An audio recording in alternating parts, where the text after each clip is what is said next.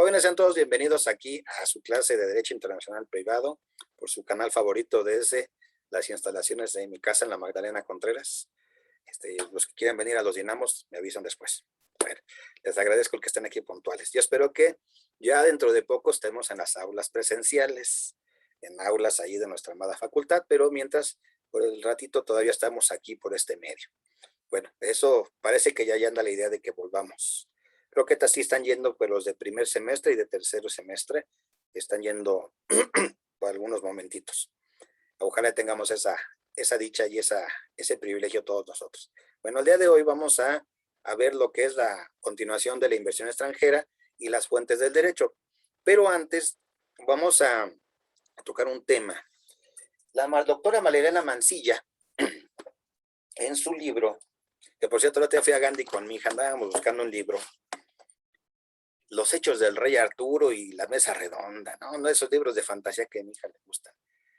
Fuimos a todas las librerías del todo por habidas y por haber y nunca lo encontramos, pero sí me encontré que estaba buscando un señor el libro de la doctora Mansilla y está agotado. Imagínenselo, este es el que está agotado. Esta es la última edición. Dije, bueno, sigue siendo el número 1 para esta circunstancia. En la página 165 de este libro, ya desde la edición de 2014 y está igual en la 2019, habla acerca de estos acuerdos y quiero iniciar con esto porque ella lo puso así. Todo tratado implica derechos y obligaciones para las partes contratantes, lo cual no ocurre con los acuerdos multilaterales de inversión, ya que los derechos están a favor de los inversionistas y las obligaciones recaen sobre los estados. Los inversionistas tienen el derecho absoluto a comprar terrenos, recursos naturales y servicios de telecomunicaciones y a realizar movimientos de divisas sin límite alguno. Lo que veíamos en la ocasión pasada, que yo les dije, bueno, el problema de las inversiones, su lado negativo es que sacan todas sus ganancias a sus matrices, se los llevan. En el caso de BBV Bancomer, cuando tuvieron los problemas en España, pues los que lo solventaron fueron los bancos, la sucursal mexicana. Así los mexicanos solventamos la crisis de BBV. Y bueno, ahorita voy por qué.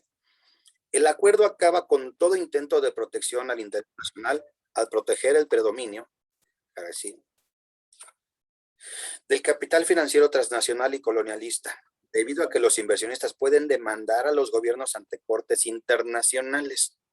Y hace unos días estuvo entrevistando Carmen Aristegui a unos empresarios mexicanos que se asociaron con unos fondos Lions, de esos de ING, y contaban su experiencia muy amarga que se los llevaron al baile en Cancún, en Mazatlán, en Puerto Vallarta, es decir, empresarios mexicanos que se asocian con eso, sí, vamos a ser cuates, mira, yo te voy a poner una lana, y cuando menos vieron, se los llevaron al baile, fueron a tribunales, y como no ganaron en tribunales o asociados o marchantados con autoridades mexicanas, estos fondos de inversión se fueron a paneles internacionales diciendo que se habían violado los derechos del Tratado de Libre Comercio y México terminó pagando $50 millones al Estado mexicano porque no se les respetaron sus derechos. Ahí están, si quieren al rato les mando las ligas de estas entrevistas que le hizo Carmen a estos inversionistas mexicanos y gente seria, ¿no? Y entonces pueden demandar ante cortes internacionales. Bueno, sigue la doctora Mansilla. Estas pueden imponer sanciones económicas muy elevadas. En el caso de Argentina, los fondos buitre se los llevaron al baile. Ahí luego también averíguenla. Por su parte, los estados estarían impedidos para dar apoyo especiales a los empresarios nacionales con la obligación de abrir todas las áreas de producción a la inversión extranjera, lo que ya vimos que pasó con la nuestra. No obstante, les está vedado dar trato especial a estados de la región, así como dictar medidas expropiatorias o que por las restricciones que impusieran fueran análogas a la expropiación. La expropiación está mal vista para los intereses de los grandes corporativos. Es uno de los pleitos que se le aventaron a Hugo Chávez cuando empezó su gobierno, pues se agarró expropiando. Hay videos donde dice, exprópiese, exprópiese, y pues obvio, se le fueron a la yugular y lo multiplicaron en los medios y lo hicieron algo ver malo. Bueno, los estados firmantes del acuerdo están obligados a indemnizar a los inversionistas en caso de disturbios civiles, lo cual implica que tienen la obligación de proteger a la inversión extranjera contra toda perturbación como boicot, protesta, huelgas que pudiera reducir sus ganancias. Uno de los elementos fundamentales de los acuerdos consiste en crear en materia de solución de controversias una combinación de país y de inversionista. Por ello, la solución del conflicto se dará fuera de las normas de cada país y se establece un espacio jurídico supranacional contratado por las grandes corporaciones. Esto lo leo siempre con ustedes en, bueno, los grupos que he tenido. Luego no me lo ponen en los reportes, me ponen la parte de la OCDE, las inversiones, los acuerdos para inversión extranjera, pero esta es una crítica fundamental que hace la doctora sobre de esto. O sea, el capital siempre va a ver por sus intereses, jamás va a ver por los intereses nacionales, ¿no? Entonces, y de que, bueno, a final de cuentas tú no le puedes pedir al tigre que se vuelva veggie, ¿no? O sea, hazte vegano, ¿no? Una diferencia de las empresas públicas y las empresas privadas, pues es el objetivo final, el afán de lucro y el afán distinto. Una empresa pública, pues no tiene afanes de lucro, y sí, en cambio, pues de hacer las obras sociales que no hacen las privadas. Y las empresas privadas jamás van a dejar el lucro a un lado, al contrario, ese es su motivo y razón de ser. Bueno, me traigo esto a colación porque, déjenme grabar la clase, sí, ya quedó grabada la clase anterior. Estos días Hoy que Antonio Miguel Carmona. Permítame, me voy aquí. En estos días estamos en una coyuntura histórica que ustedes están viviendo, ya la vivimos algunos años. Acaba de mandarse, y nos vimos la semana pasada, lo que eran los artículos 25, 27 y 28 de la Constitución, las inversiones de los extranjeros. El presidente de la República acaba de enviar el decreto, bueno, no el decreto, la iniciativa por la cual pretende que se vuelvan a reformar los artículos de la Constitución para que sean derogados y modificados ciertos conceptos de la reforma peñista del 2013. Entonces, hay una revuelta en los medios convencionales, en el internet, a favor, en contra, y también estamos viendo lo que pasa en España. Si ustedes han estado viendo los medios, que no les salen ni en Telefórmula, ni en Televisa, ni en TV Azteca, si se van al Twitter y otras fuentes, ¿qué pasa con las empresas energéticas en España? ¿Qué está pasando? Cuéntenme. ¿No? Bueno. Pues que está el encarecimiento al 500%, ¿no? De las tarifas y además hay como una crisis en cuanto a o sea que no, el servicio no es como constante ¿cómo se dice? En el suministro hay fallas en el suministro. Hay fallas en el suministro, porque también ellos emprendieron una ruta hace muchos años de privatizar el sector. El modelo de negocios español es el que nos vendieron a nosotros en los años, hace 10 años, o sea, nos vendieron y ya viene desde antes. Este modelo de negocios es idéntico. Nos lo venden y nos dicen que van a bajar las comisiones, van a bajar los precios, y no fue cierto. Ellos lo están viviendo en carne propia y el gobierno español no se atreve a poner eso en límite. Entonces, ahorita hay todo, una campaña, una serie de cosas para decir, es que está mal, que quieren expropiar. Sale Leo Zuckerman con una de las grandes mentiras que yo le escuché estos días, que siempre es mentiroso. Dice, es una expropiación disfrazada lo que quiere hacer el gobierno nacional. No, pues el gobierno no quiere expropiar, simplemente quiere poner una regulación al mercado. No le está quitando nada ni sus contratos a estas empresas. Pero si ese modelo que ya vimos cómo les pasa a los españoles, pretendemos que nos pase a nosotros, evidentemente no va a pasar así. Y ahorita les quiero compartir esto. Es una reminiscencia histórica. Permítanme que lo comparta con ustedes.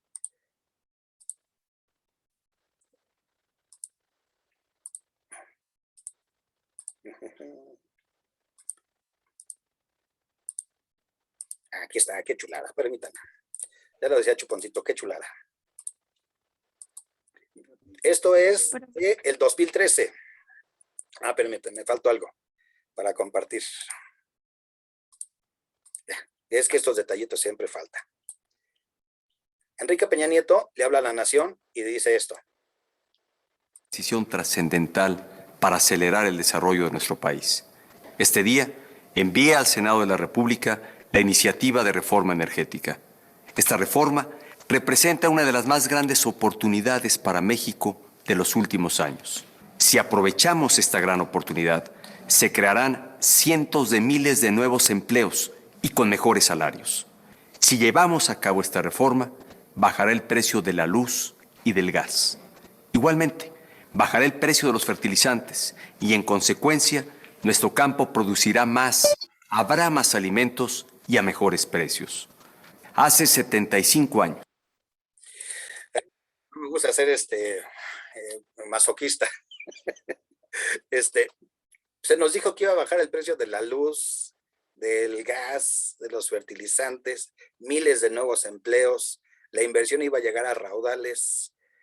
Hoy pagamos 35% más de lo que se pudo haber dado. Hoy sabemos de que las grandes corporaciones y demás pagan precios que nosotros querríamos que son de risa. Evidentemente yo no estoy diciendo ni inventando nada, ni quiero nada. Yo siempre fui hijo del PRI, mi papá fue priista, pero yo no puedo cerrar los ojos a la realidad. La reforma peñista se nos vendió, evidentemente incluso como un triunfo cultural del PAN. Ofrezco disculpas a mis alumnos panistas, que los quiero mucho y aprecio, pero decía Ricardo Anaya, ¿no? Y el día en que bajen los precios de la luz, ese día habremos triunfado, ¿no? El joven Maravilla decía ahí, pues no nos bajaron los precios de la luz, la gasolina subió subió por los precios del mercado. Evidentemente, pues no fue así. Entonces, hoy estamos viendo un fenómeno que pasa en España y pasa en México. Se llama las puertas giratorias. Pregunto, ¿ustedes conocen este fenómeno político que se llama las puertas giratorias? Bueno, vamos entonces para allá. Por eso estamos aquí ilustrando a las juventudes.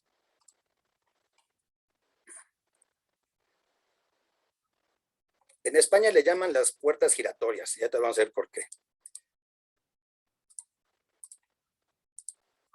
Dice aquí, ¿no? Las empresas eléctricas españolas han establecido un modelo mediante el cual contratan a políticos con sueldos de miles de pesos o miles de euros anuales, llamadas puerta giratoria, con la cual han beneficiado a políticos. En el caso de México está como ejemplo el presidente Calderón, la secretaria de Energía, Georgina Kessel, así como Carlos Ruiz Sacristán, exsecretario de Comunicaciones, y Luis Telles, quien también exsecretario de Energía ahora. España discute recortar millones de euros a las compañías privadas del sector energético, mientras que en México el presidente López Obrador propuso limitar su participación. Y este artículo, pues así nos los va diciendo, ¿no? Cómo aquí en España los sueldos, cómo les dan unos sueldazos allá. Iberdrola, 65,000, dice, a Felipe Calderón se lo llevaron 200,000 euros de 17, en el 2018 le dieron 200,000. Como consejeros independientes de la señora Kessel, pues aquí está todo lo que se llevó en total desde el 2013 al 2020, 315,000. A Carlos Ruiz, pues también bastantito dinero, ¿no? Va a llegar hasta los 85,400. Aquí a Carlos Ruiz Sacristán, que por cierto eran miembros venían del Opus Dei, todos estos, 180, bueno, casi 1,088,000. A Luis Telles, pues estos les dieron casi 1,000,000 de euros, ¿no? Pero eso no solamente fue a estos, ¿no? En el caso de España, pues también Iberdrola, aquí, perdón, más para abajito. Estos son aquí está José María Aznar, pues él es el que privatiza la industria energética española y han sido beneficiados con este fenómeno, lo llaman puertas giratorias. Entonces, pues también se ganó sus euros, no dolaritos, sus euros son más caros, sus 200,000 euros al año, y la prensa ha informado también que el exmandatario Felipe González llegó a ganar $500,000 de euros como consejero de gas natural. Es decir, después de estar en el gobierno, pues ahí iban a las empresas de energía. Y ese fenómeno se está repitiendo o se ha repetido en México. Yo no digo que para eso se supone que a los expresidentes se les daba antes su pensión como expresidentes, pero eso es un fenómeno que estamos viviendo. Otra de las cosas que quería yo compartir antes de que entremos, cómo es que las mismas españolitas, las diputadas españolas, que les vuelvo a decir, esto no lo van a ver jamás en los medios tradicionales. Escuchemos aquí a la diputada. Que Antonio Miguel Carmona, ex diputado socialista, se va a Iberdrola como vicepresidente. Hoy vuelve a subir la luz, máximo histórico. En fin, por lo menos a alguien se le debe poner la cara colorada, ¿no? Es una absoluta vergüenza lo de las puertas giratorias, pero es una absoluta vergüenza en general toda la política energética que favorece que las eléctricas estén sometiendo a este país a un chantaje sistemático y estén privando a la ciudadanía de un derecho básico que es el derecho a la energía. ¿Cómo lo vemos nosotros? ¿Qué debería de ocurrir? Pues deberíamos de hacer balance de los años que llevamos con la energía y con la electricidad privatizada, que cuando se privatizó nos dijeron que era para que hubiera competencia entre distintas empresas y por tanto bajaran los precios. Ese era el discurso de entonces cuando privatizaron la empresa pública de energía.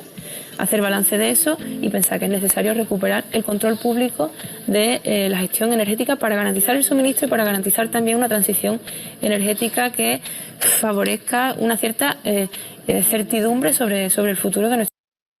Bueno, los mismos españoles están arrepentidos de que pues se haya dejado el control energético a las empresas españolas. Evidentemente ellos lo están viviendo en carne propia.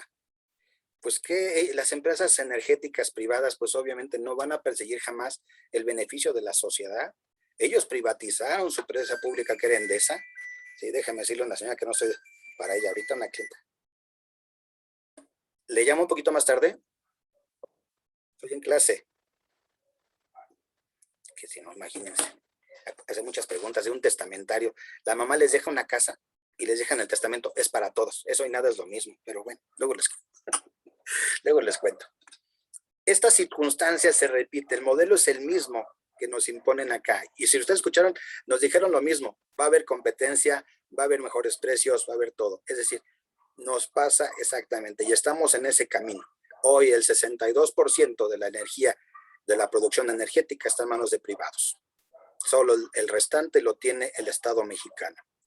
Entonces, y esto con grandes subsidios, ya te lo vamos a ver cómo, por eso es importante. Yo no estoy diciendo que tomen partido por algo o no, yo lo que estoy diciendo es estudien el tema, entiéndanlo, las cosas, lo que pasa a Aznar. Es decir, por eso son tan amigos Aznar, pues de Felipe y yo, son sus cuates, están en el mismo barco, van a España, los reciben, pues sí, a todo dar. Pero lo están viviendo en carne propia ellos. Los españoles salen a las calles a de verdad a llorar porque pues les están subiendo una luz terrible. Imagínate una familia sonorense en tiempos de agosto,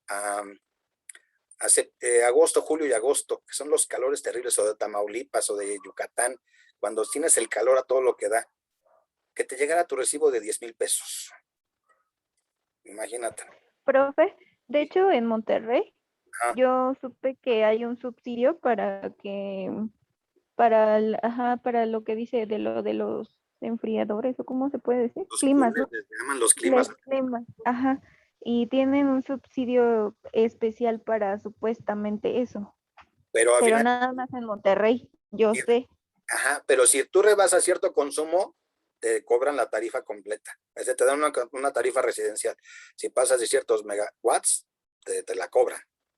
Y eso pasa en muchas partes. Sí, Bueno, pero podemos decir que Monterrey es privilegiado, ¿no? no, Y también de el los Tabasco. demás estados, ¿qué? Y de los demás estados.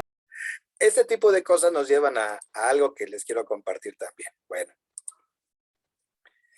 En la página. Déjenme, aquí yo tenía yo por acá. Es que lo tengo por... Aquí está.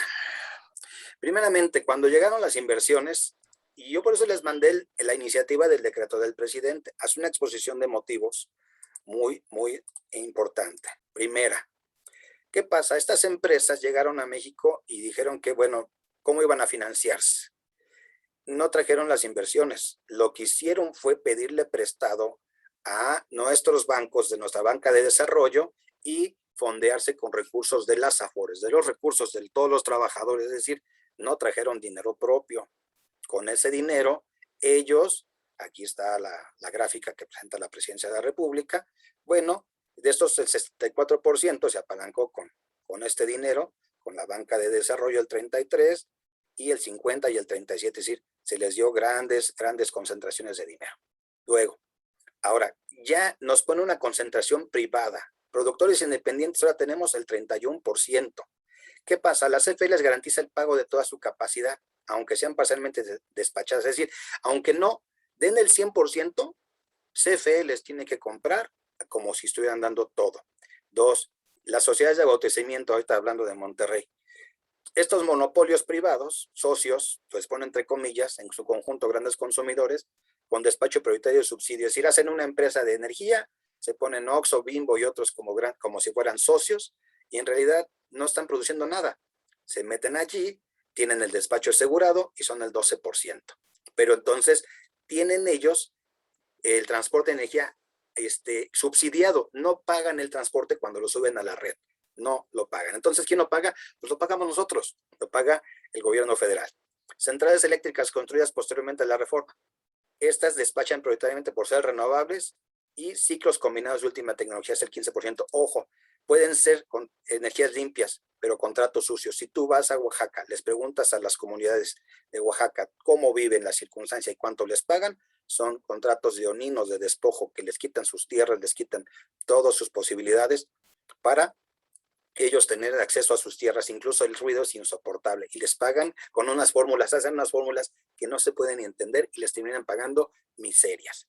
Subasta de largo plazo, intermitentes, es decir, sin pago de respaldo de la CFE. ¿Qué pasa? Ahorita vimos de las intermitencias. Si hay sol, pues hay energía, pero si no hay sol, no hay. Si hay viento, hay. Y si no hay ni luz, ni sol, ni hay viento, tiene que entrar la CFE con el respaldo de sus plantas. Ese es un subsidio que se les da, no lo pagan, entonces hay un 4%. Al final tienen el 62% y la CFE, que tiene una capacidad de 43,000 megawatts, se le despacha solo el 38%. Es decir, CFE puede hacerlo, tiene la capacidad para el 54%, que es lo que propone el presidente, pero solo tiene el 38%. Es decir, estamos en el peor de las circunstancias. Por eso digo, léanlo, por favor, y al final esto sí quería compartírselos porque es insostenible. La del 13 es insostenible por la demanda nacional y su ritmo de crecimiento históricamente no ha sido atendida por los grupos privados, por su propia naturaleza, atentos a sus intereses, su rentabilidad. Esto lo vemos en España. Está precisamente primero la rentabilidad y después los intereses de la gente. Predominio absoluto de generaciones privadas dejarían en manos de la determinación de las tarifas eléctricas de acuerdo con sus intereses económicos. La historia lo confirma. ¿Quieren ver? Crucen el Atlántico y ahí están los españolitos. México con una profunda desigualdad social. Los grupos más desfavorecidos estarían imposibilitados para pagar tarifas comerciales. Imagínate cómo estaríamos. 43 millones de usuarios domésticos estarían imposibilitados de pagar las tarifas que definirían este esquema conforme a la gran desigualdad que hay en el país, como actualmente ocurre con otros países. El Estado, no lo dice quién, pero sabemos a quién se refiere, el Estado se vería imposibilitado a asumir este costo catastrófico. La obligación legal, y lo pone entre comillas, incorporar 134,400 megavatios de capacidad del suministro eléctrico, conducirá al colapso de la red, así como la pérdida de rentabilidad de todas las centrales eléctricas. Es decir, es más de lo que necesitamos. Al no existir un organismo Estado capaz de equilibrar el costo de la electricidad entre sus diversos segmentos con una visión económica social, se impondría lisa y llanamente el interés económico privado. Esto ocurría con la desaparición de la CFE, objetivo de la reforma energética. Finalmente, la reforma energética es un modelo de mercado insostenible que depende de transferencias crecientes del sector público al sector privado, subsidios que solamente podrían mantenerse con elevados aumentos de tarifas eléctricas. Bueno, y al final, el 9, léanlo si quieren en casa. Es toda una exposición histórica desde 1881. Está genial si les gusta la historia. Ya después, mande. ¿Y el Estado sí tiene la capacidad para subsidiar a la CFE? Bueno, sí, la tiene. Energía. Sí, ¿No tiene. llegaríamos al punto de Venezuela, que todo lo concentró el Estado y, por ejemplo, en Venezuela luego se quedan sin luz? Hubo el problema también hace unos años, que se quedaron sin luz. Igualmente no había luz para el subsidio del agua. Eduardo, ¿qué pasó en enero con Texas? Sí, entiendo. ¿Quién sacó al norte adelante? ¿Fueron las empresas privadas o fue CFE? La CFE. Claro. Pero ¿Cuánto tiempo lo hicieron? También lo que pasó en Venezuela, que se fue la luz, no tuvieron luz y tampoco tuvieron agua. Pero ¿También podría pasar aquí en México? Ese fantasma de Venezuela es muy bonito cuando la derecha lo dice. No, Venezuela yo tengo amigos en Venezuela problemas. que me lo decían así, prácticamente me decían que no tenían para agua, no tenían ni para luz. Sí, y evidentemente pueden pasar problemas, pero CFE es una empresa distinta. CFE nació como parte de una estrategia del general Cárdenas, precisamente previendo que necesitábamos tener nuestras propias empresa eléctrica estatal. CFE iba donde las empresas privadas no querían. CFE iba a los poblados, a las rancherías, a los pequeños poblados, donde jamás iban a ir las empresas privadas. Ya para entonces, en los 60s, el presidente López Mateos la va a nacionalizar y entonces van a hacer, y por eso te digo, lee la parte de la exposición de motivos. Yo no me quisiera comparar con Venezuela porque son circunstancias distintas. Me compararía más bien con España, que al final de cuentas el mercado es el mismo. Y al final de cuentas el gobierno no le quiere quitar a los empresarios su participación. Les va a dejar el 40 y tantos, el 46% sobre de la producción y el 54% nacional. Es decir, va a haber competencia, va a haber seguir habiendo una participación de privados. Lo que se espera es que no sean el interés de lucro por parte de las compañías privadas y más extranjeras. Te pongo un ejemplo rápido, Eduardo. Los bancos, en los 90 se privatizaban para que nos iban a dar mejores tasas competitivas. ¿Nos dan mejores tasas, mejores precios? No, claro, por supuesto que no. Siempre el capital va a ver por sus intereses, ¿no? Segundo ejemplo, las Afores. Antes teníamos un sistema de pensiones solidarias. Nos pasamos al sistema de pensiones individuales. Cuando te jubiles, ¿para cuánto te va a alcanzar? No, pues para nada. Pero es un modelo que importamos de Chile. Y nos dijeron que iba a ser fabuloso. Y cuando ustedes se jubilen, y cuando yo me jubile, porque a mí también me va a tocar, así como dijéramos cuando íbamos a jugar fútbol al llano, me va a tocar puro chito. ¿Sabes qué es el chito? No es albur, ¿eh? Es una carne roja que trae una señora. La carne de burro. De caballo, ¿no? ¿O burro? Entonces, cuando veamos estas circunstancias, estamos en una oportunidad histórica. Yo en lo personal no los quiero convencer de nada. Yo lo que quiero es invitarlos a que ustedes lo lean, lo analicen y me digan en la próxima, profe Tello, yo estoy a favor o estoy en contra por esto y por esto. ¿Vale? Lo lean, por favor. Lean mucho. Y yo tengo otra pregunta, profesor. Sí. ¿Y qué naturaleza jurídica tiene la CFE? Porque tengo amigos que trabajan y me dicen que no están afiliados al ¿cómo se llama? Al ISSSTE, están afiliados al IMSS, entonces no Precisamente entiendo. porque los tienen en lo que son los outsourcings. Entonces los tienen fuera de esos contratos. Ahorita, y fíjate cómo está la cosa, qué bueno que lo preguntas, es una gran pregunta. Ahorita lo pusieron en la iniciativa anterior, en el quinto, como una empresa productiva del Estado. Y entonces eso los deja en la igualdad de condiciones de las otras empresas. CFE no puede ser una empresa productiva del Estado. CFE es distinto. Entonces se va a cambiar para que su circunstancia sea distinta, sea un organismo del Estado. Aquí lo dice bien clarito, de empresa productiva a organismo del Estado, y entonces ya puedan contratar a estas personas. Muchos trabajadores están por ese sistema de outsourcing, entonces los deja sin derechos, sin vacaciones, sin antigüedad, los deja sin muchas prerrogativas que podría tener como trabajador, y así los tienen.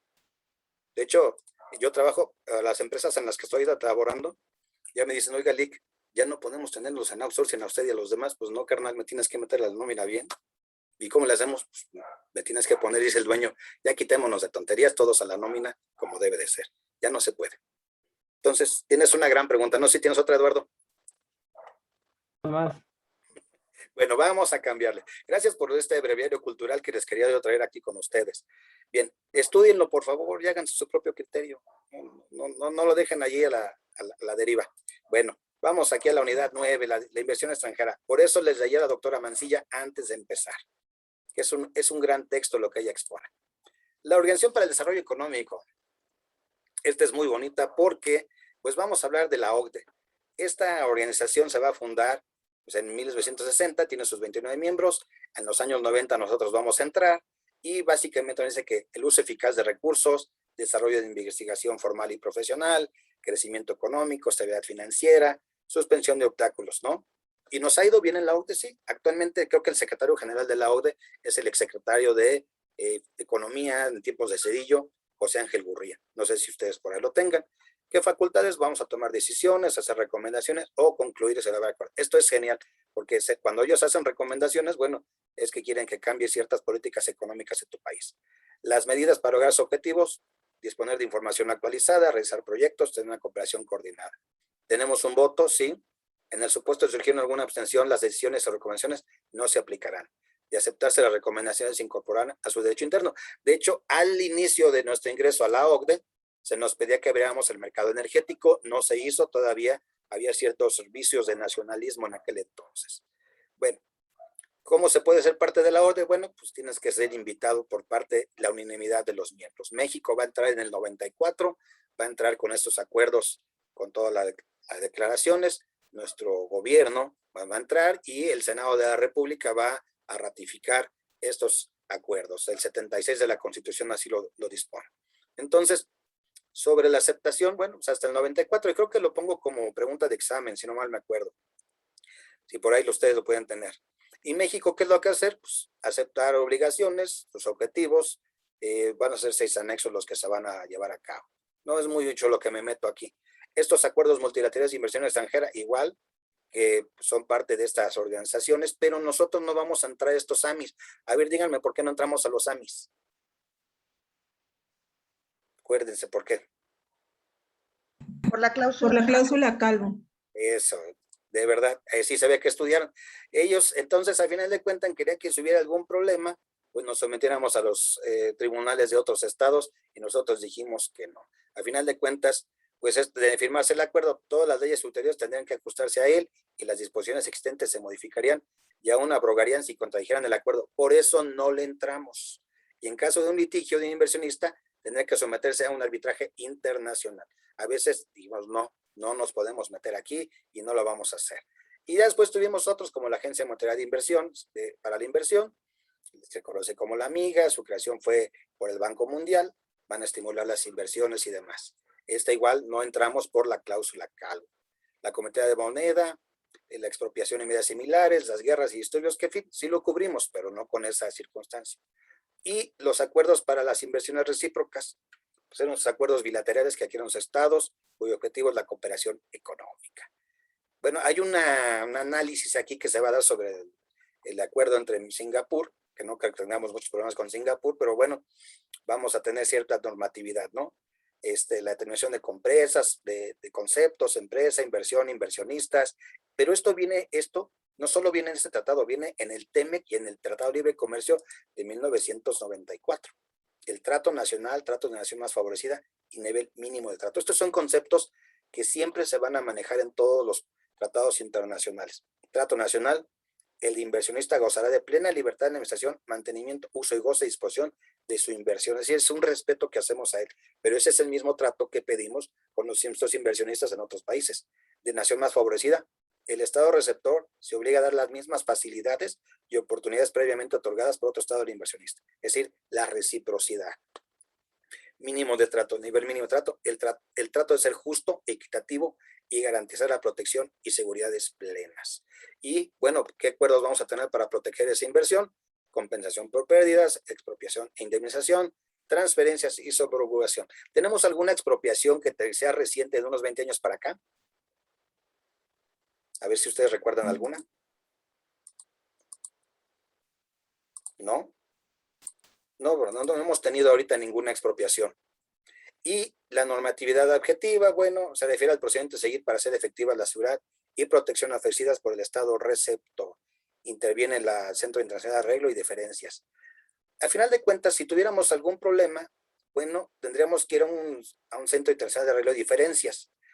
Básicamente son como paneles internacionales en donde se contempla el procedimiento en el que se debe acudir pacíficamente a la consulta y negociación.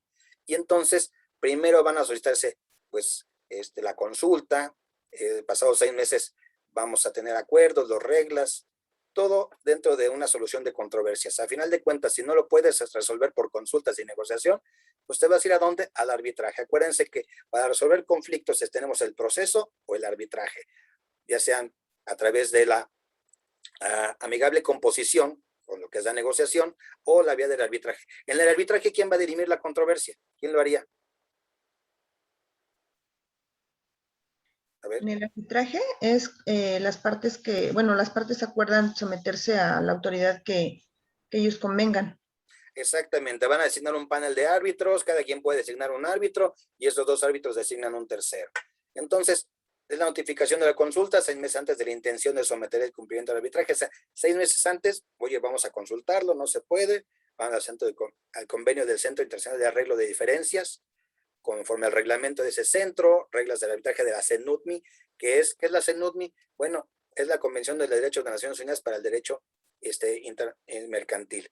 Y cualesquiera otras reglas que siempre que ambas partes estén de acuerdo. Acuérdense que en el arbitraje son las partes las que van a regular el procedimiento. Pueden incluso hacerlo por escrito. Y se tiene un plazo de 3 años para reclamar este procedimiento. Se integra con 3 árbitros que las partes dispongan otro número, puede hacerse, pero siempre debe ser en número non, 3 a 5 o 5, porque si no, imagínate, para dirimir una controversia, pues quedaría difícil, ¿no? Puede realizarse en la Convención de Nueva York o, si el acuerdo no permite a la parte incumplida, invocar reconvención o compensación. ¿Qué es una reconvención, jóvenes abogados? Contrademanda. Exactamente. Nada más que nuestros abuelitos sí dicen una contrademanda. No, es una reconvención, es una contrademanda, pero así lo decimos. El procedimiento, la sede del arbitraje, la fecha de inicio del procedimiento, su competencia, pueden determinar las reglas del procedimiento y ese tribunal puede emitir recomendaciones para que ponga una medida provisional para proteger el derecho contendiente. Y el tribunal arbitral está prohibido ordenar el embargo de bienes y suspender la medida presuntamente violatoria. A final de cuentas, esto sería también conforme a los tratados internacionales. Y muchas veces los mismos organismos internacionales tienen medios para hacer cumplir a otras empresas, porque en el derecho internacional no hay un orden supranacional que alguien pueda obligar a otro estado a que el cumplimiento, pero sí se pueden tomar medidas en las cuales puedan, de alguna manera, tratar de obligarlo a cumplir estas determinaciones. Hasta aquí no es mucho, no voy a preguntar mucho de la OCDE, de estas en el examen, lo preguntamos muy poquito. Donde sí nos vamos a meter un poco más es en la parte de las fuentes del derecho, que son las de siempre, o las internas. Vamos a tener las fuentes del derecho. Acuérdense que vamos a tener las escuelas de los siglos X a XVIII y las tendencias del XIX al XX.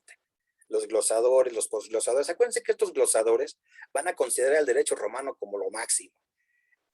Acuérdense que en lo que fue de las épocas del medievo o de la Edad Media, pues fue decantándose el derecho romano, porque vino ese conjunto de encuentros con los pueblos bárbaros, y mientras que pues cada quien tenía su propia normatividad y su propio derecho, bueno, al principio los que eran parte del derecho romano siguieron con ese derecho, y los bárbaros, bueno, pues con su derecho consuetudinario, pero después pues hubo interacción, compromisos, se fueron dando pueblos, dejó a un lado el derecho romano. Ya para el siglo, un poquito más adelante, los glosadores pues lo encuentran otra vez y lo van a desempastar, ahí desempolvar, y van a encontrar a este derecho. Y pues está la escuela holandesa, la escuela inglesa, la codificación, el Código Civil de Napoleón, que es importante. Napoleón decía que sus batallas y sus glorias de conquista no pasarían a la historia, pero su Código Civil, ese sí. Y de hecho sigue siendo el Código Civil que más ha influido en otros, como el nuestro. Joseph Story es el que se le va a atribuir la frase de el derecho internacional privado.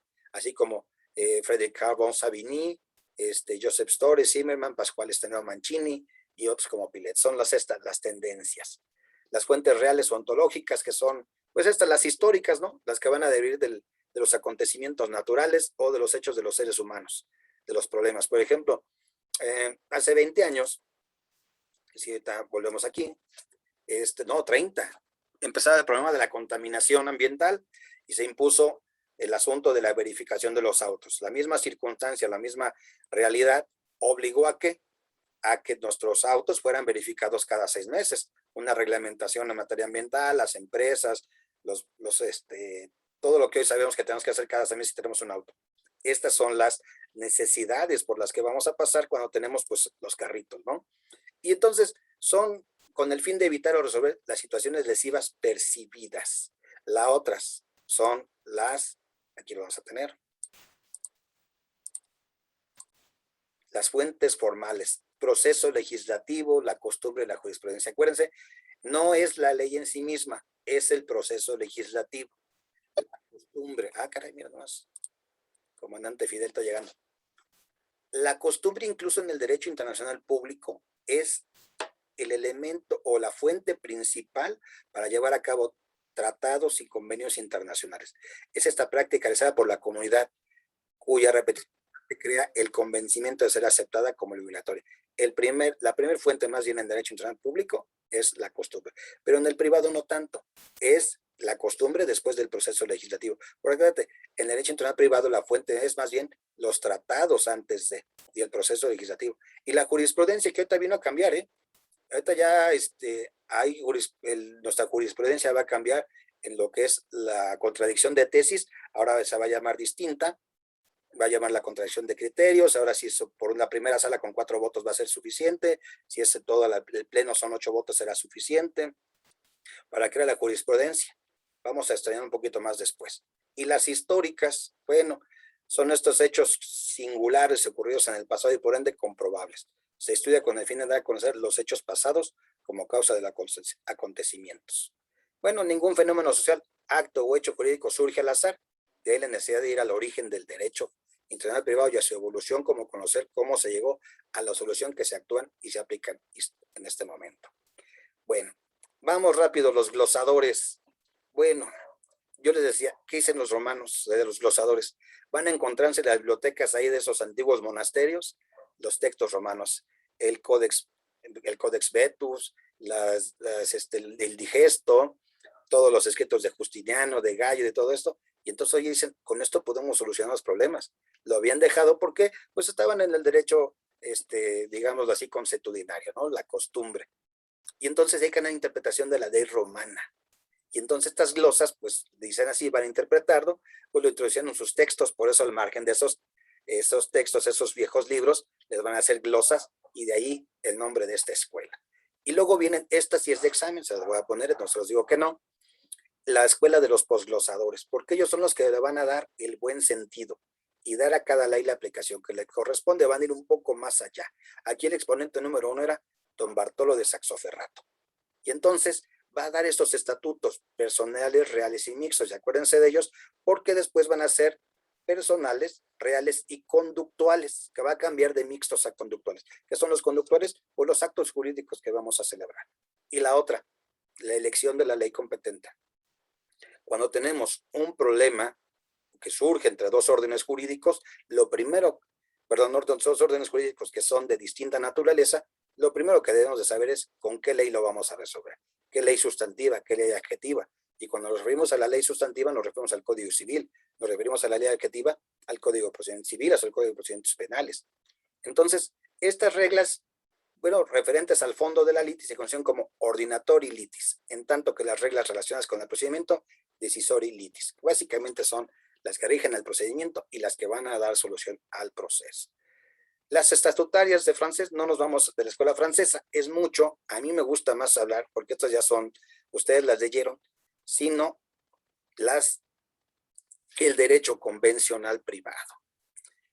Estas normas son creadas por estados con el fin de resolver problemas de derecho internacional privado y su fuente es los convenios.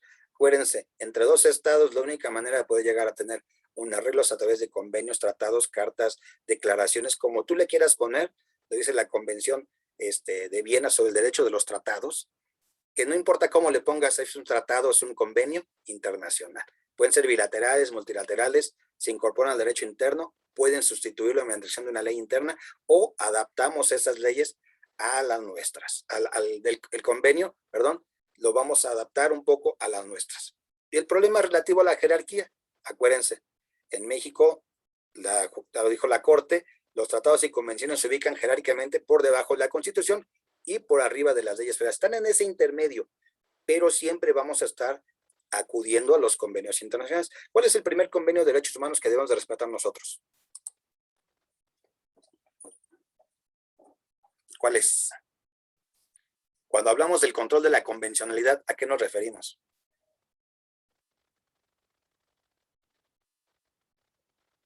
A ver, ¿quién me quiere comentar? ¿A la Convención Europea de los Derechos Humanos? Convención Interamericana de Derechos Humanos. Exactamente. Es nuestro órgano regional regulatorio. La Convención Interamericana de Derechos Humanos, cuando se refieren en los textos o en las publicaciones, el control de la convencionalidad, pues hacemos referencia a eso.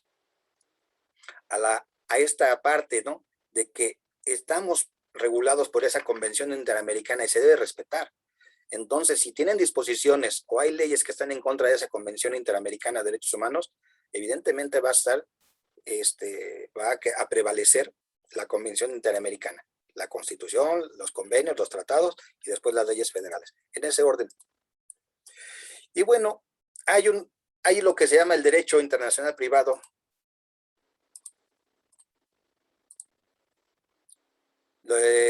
Institucional, ¿no? Tenemos aquí la Convención Interamericana para el Derecho Mercantil, la Convención Internacional para la Unificación del Derecho Internacional Privado, la Conferencia de la Haya.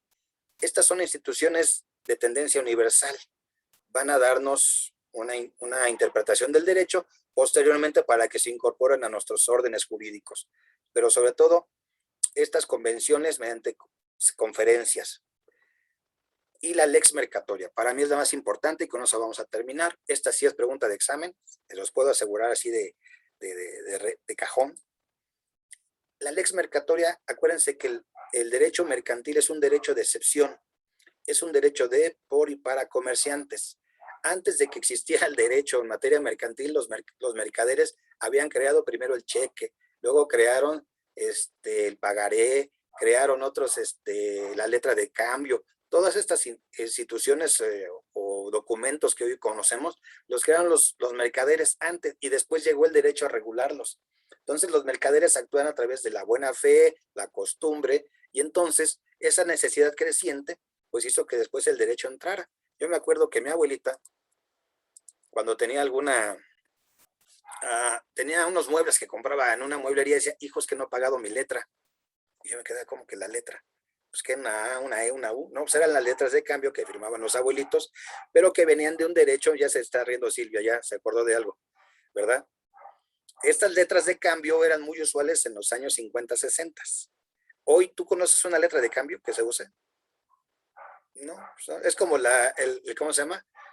La máquina de coser que tenía tu abuelita y una Singer, que todos tuvimos una abuelita que tuvo una máquina de coser, y usaban mucho. Pero esta letra de cambio se llamaba en inglés letter of change.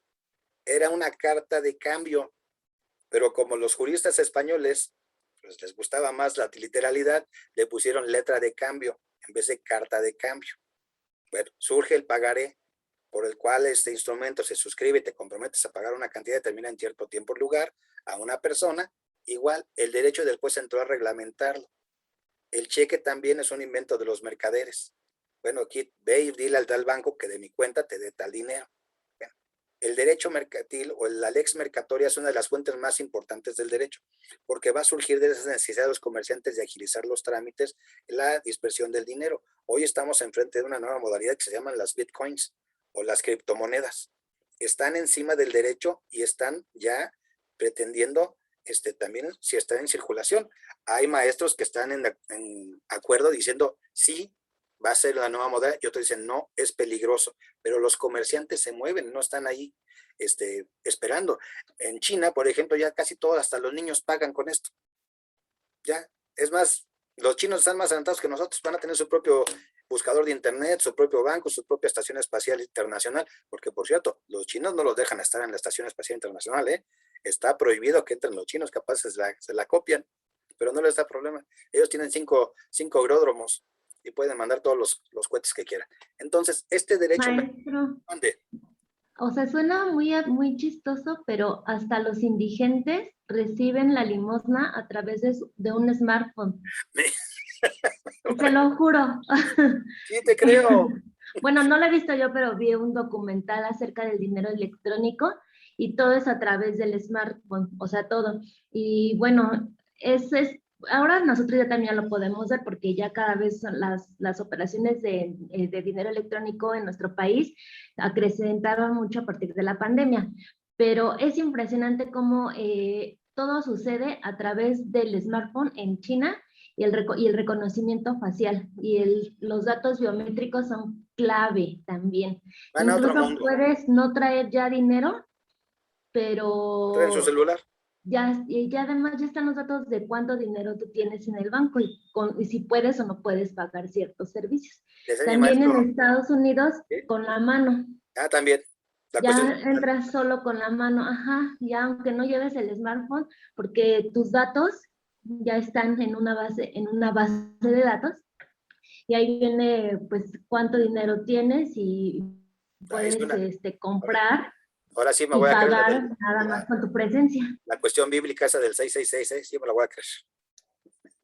Bueno, tienes razón. Miren, el derecho mercantil siempre va más adelante que el derecho. En realidad los mercaderes siempre van más adelante y siempre el derecho va atrás de los mercaderes. Ellos van a inventar las formas y el derecho va atrás. Es una de las fuentes más importantes, la lex mercatoria. Así es, porque pues así siempre han estado. Los mercaderes siempre van rápido, van comerciando, van comprando, van vendiendo y evidentemente el derecho va atrasito. Son las 12:57, no sé si tengan alguna pregunta. Esto va a venir en el examen, les mercatoria va a venir y también el derecho convencional moderno. Casi no me meto en las escuelas estatutarias. Si ven el cuestionario, no me meto en las escuelas. Eso es algo cultura en general, pero sí al ex mercatorio. Me dio gusto verles esta mañana. Gracias a todos porque sacaron muy buenas calificaciones. Sus trabajos siguen siendo excelentes y les fue muy bien a la mayoría. A esos que sacaron un 6, un 7, les digo, no se preocupen, estudien y para que el siguiente les vaya mucho mejor, ¿vale? Les felicito a todos, se han esforzado muy bien, me dio mucho gusto. Cuídense los que tengan que salir a clase, otra clase, vayan a clase y me quedo con Fernanda que está levantando la mano. Gracias, profe. Buen día. Gracias, Cuídense mucho, hasta pronto, gracias. Gracias, profesor. ¿Y Angélica? No, ya. Gracias, Bueno, Fernanda, ¿querías profesor. No, más bien eran más bien unos aplausos de gracias. Cuídense Sí. mucho, nos estamos viendo. Gracias, profesor. Hasta luego. Silvia, Alejandro, Cristal, nos vemos. Vale.